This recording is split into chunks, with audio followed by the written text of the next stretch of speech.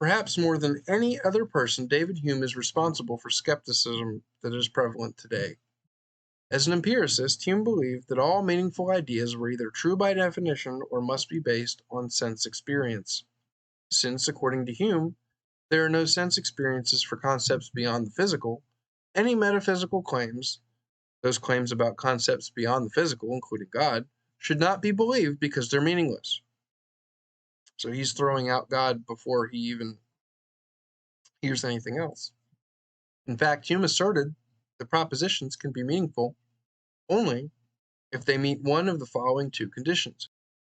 The first condition, the truth claim is abstract reasoning, such as a mathematical equation or a definition. 2 plus 2 equals 4. All triangles have 3 sides. Or the truth claim can be verified empirically through one or more of the 5 senses. While Hume claimed to be skeptic, Hume certainly wasn't skeptical about these two conditions. He was absolutely convinced he had the truth.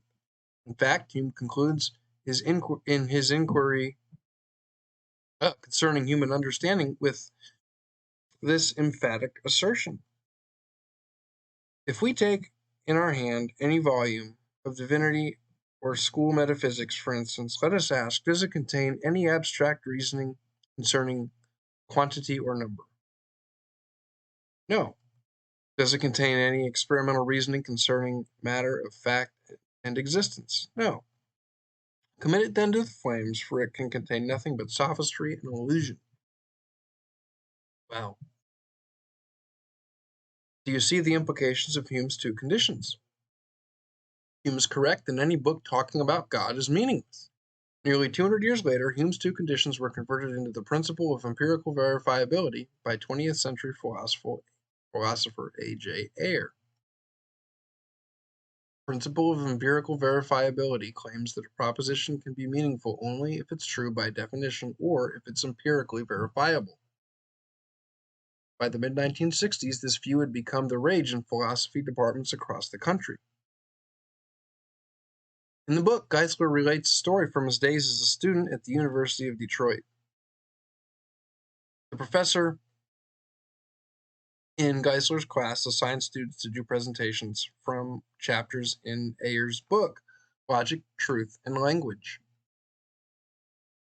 Geisler volunteered to do the chapter titled The Principle of Empirical Verifiability. The professor had Geisler give his presentation before everyone else in the class and asked Geisler to limit his presentation to 20 minutes or less. This is a humorous story. Geisler brilliantly employed the roadrunner tactic and simply said, the principle of empirical verifiability states there are only two kinds of meaningful propositions. Number one, those that are true by definition, and number two, those that are empirically verifiable. Since the principle of empirical verifiability, Geisler said itself, is neither true by definition nor empirically verifiable, it cannot be meaningful. He then promptly sat down, marking the conclusion of his presentation. The class recognized that the principle of empirical verifiability could not be meaningful based on its own standard.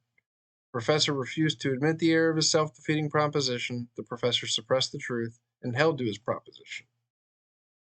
The professor's continued rejection of the truth was obviously emotional and required a change of the professor's heart and will to overcome.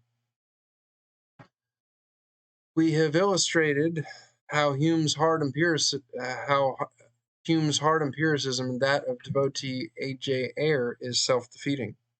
The claim that something can only be meaningful if it's empirically verifiable or true by definition excludes itself because that statement is neither empirically verifiable nor true by definition. Hume and Ayer try to prove too much because their method of discovering meaningful propositions excludes too much. Certainly, claims that are empirically verifiable or true by definition are meaningful. However, such claims don't compromise all meaningful statements, as Hume and Ayer contend. So, instead of committing all books about God to the flames, as Hume suggests, you may want to consider using Hume's book to get your fire going.